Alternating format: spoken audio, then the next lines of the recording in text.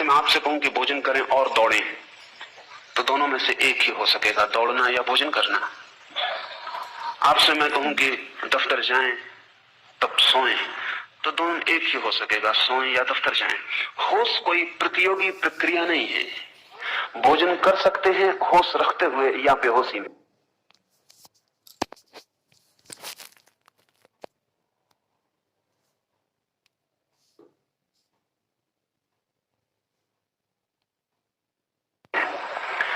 होश भोजन की करने में बाधा नहीं बनेगा। होश का अर्थ इतना ही है कि भोजन करते समय मन कहीं और ना जाए, भोजन करने में ही हो। मन कहीं और चला जाए तो भोजन बेहोश हो जाएगा। आप भोजन कर रहे हैं और मन दफ्तर में चला गया, शरीर भोजन की टेबल पर, मन दफ्तर में।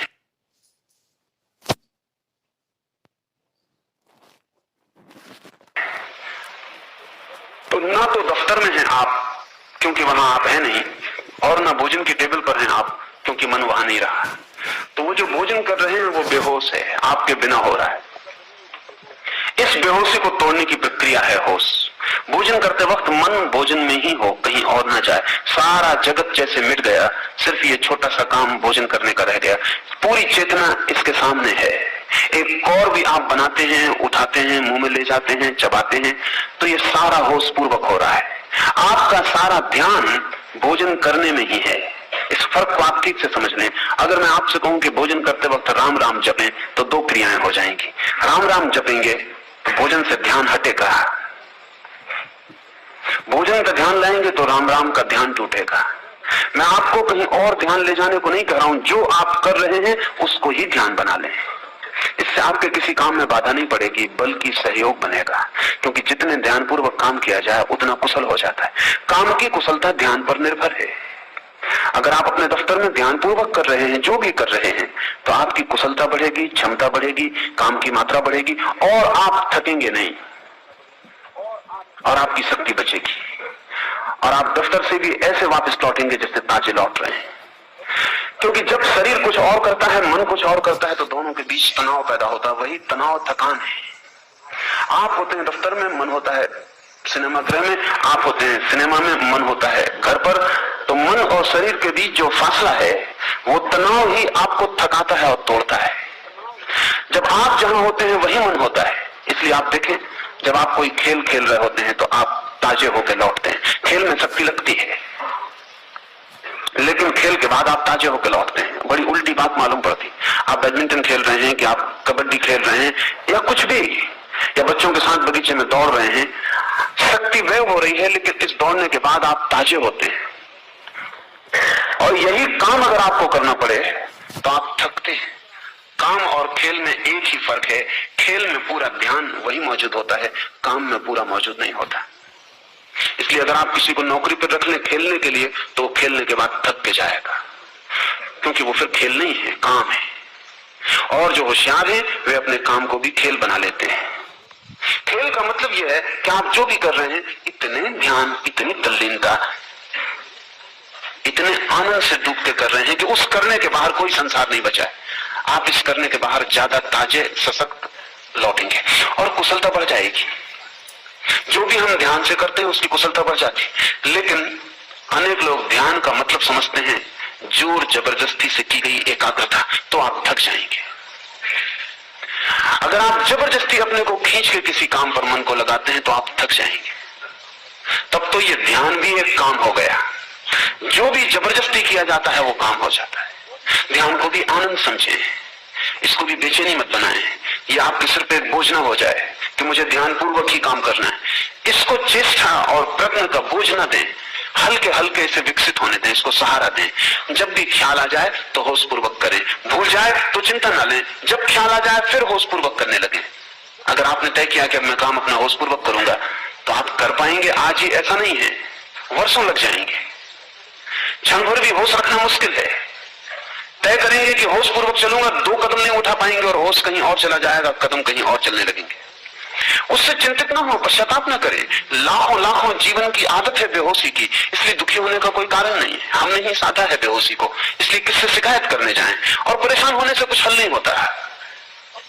जैसे ही ख्याल ख्याल आ जाए कि पैर बेहोशी में चलने लगे, मेरा ध्यान कहीं और चला गया था, आनंद पूर्वक फिर ध्यान को ले आए। इसको पश्चाताप न बनाएं, इससे मन में दुखी ना हो, इससे पीड़ित ना हो, इससे ऐसा ना समझें कि ये अपने से ना होगा, ये भी ना समझें कि मैं तो बहुत दीनहीन हूं, कमजोर हूं, मुझसे होने वाला नहीं है, होता होगा महावीर से, अपने बस की बात नहीं है। बिल्कुल ना सोचे, महावीर भी शुरू करते हैं तो ऐसा ही होगा, कोई भी शुरू करता है तो ऐसा ही होता है। महावीर इस यात्रा का अंत है, प्रारंभ पर वे भी आप जैसे हैं। अंत आपको दिखाई पड़ा है, महावीर के प्रारंभ का आपको कोई पता नहीं। प्रारंभ में सभी के पैर डगमगाते, छोटा बच्चा चलना शुरू करता है, अगर वो आपको देख ले चलता हुआ और सोचे कि ये अपने से ना होगा। आप भी ऐसे ही चले थे, आपने भी ऐसे कदम उठाए थे और गिरे थे, और 2 कदम उठाने के बाद बच्चा फिर चारों हाथ पैर से चलने लगता है, सोच के कि ये अपने बस की बात नहीं। यह भूल ही जाता है कि 2 कदम से चलना था, फिर चारों से घिसकने लगता है। ठीक प्रमाद को तोड़ने में भी ऐसा ही होगा, 2 कदम आप होश में चलेंगे, फिर अचानक 4 हाथ पैर से बेहोशी में चलने लगेंगे। जैसे होश आ जाए फिर खड़े हो जाएं। चिंता मत लें इसकी के बीच में होश क्यों खो गया, इस चिंता में समय और शक्ति खराब ना करें, तत्काल होश को फिर साधने लगे। अगर 24 घंटे में 24 क्षण भी होश सध जाए तो आप महावीर हो जाएंगे।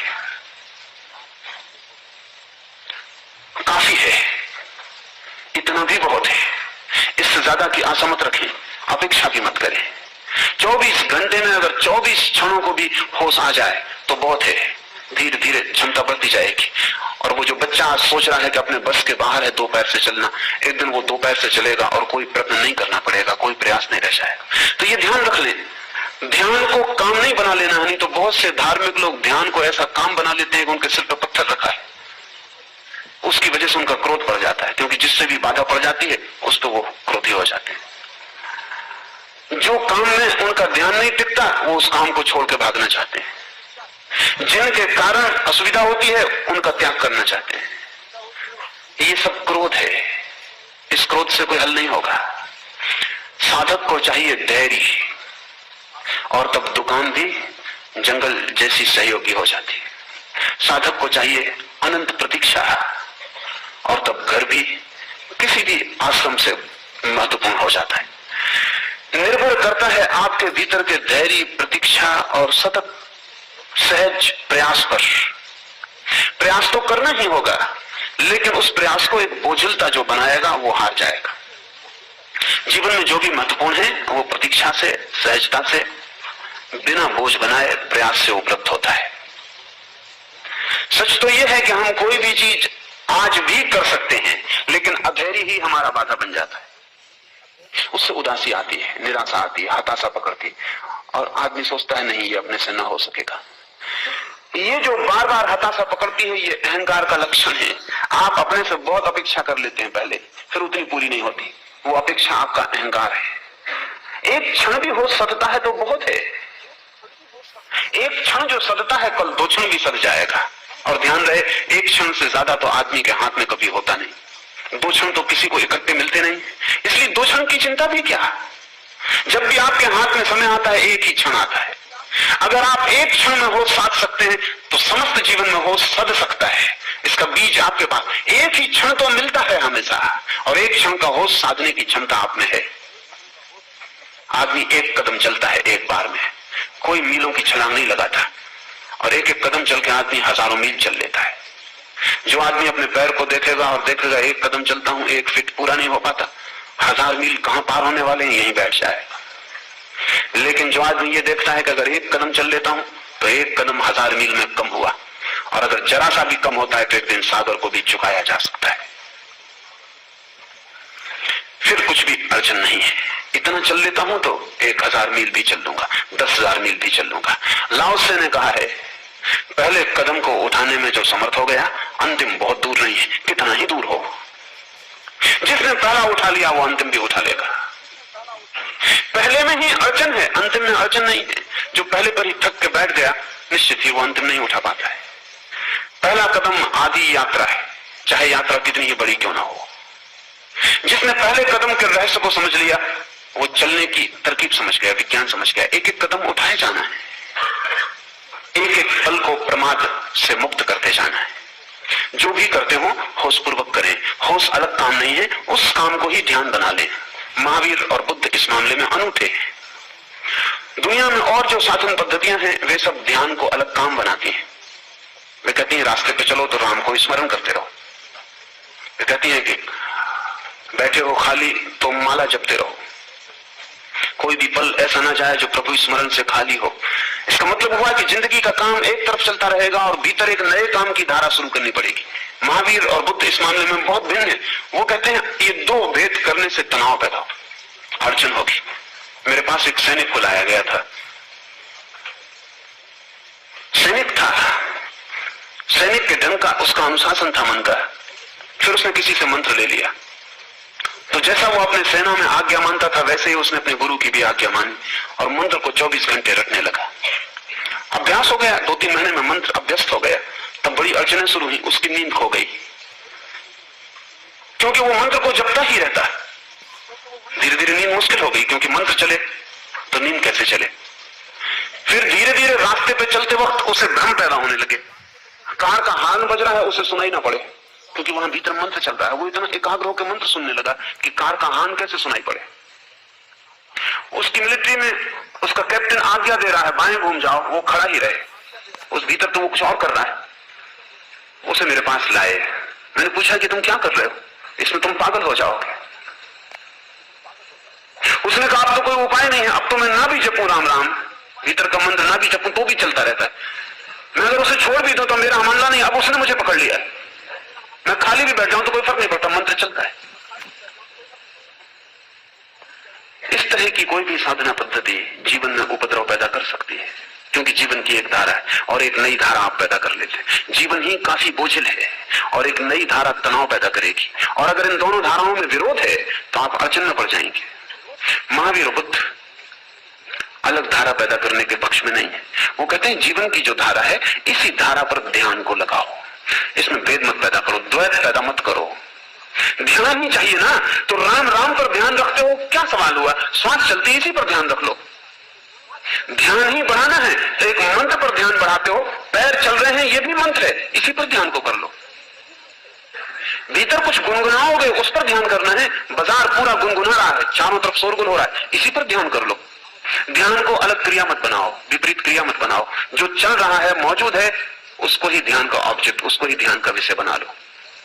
और तब इस अर्थों में महावीर की पद्धति जीवन विरोधी नहीं है और जीवन में कोई अड़चन खड़ी नहीं करती।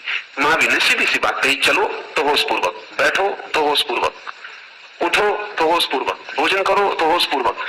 जो भी तुम कर रहे हो जीवन की क्षुद्रतम क्रिया उसको भी होश पूर्वक किए चले जाओ। क्रिया में बाधा ना पड़ेगी, क्रिया में कुशलता बढ़ेगी और होश भी साथ साथ विकसित होता चला जाएगा। एक दिन तुम पाओगे सारा जीवन होश का एक दीप स्तंभ बन गया, तुम्हारे भीतर सब होशपूर्ण हो गया है।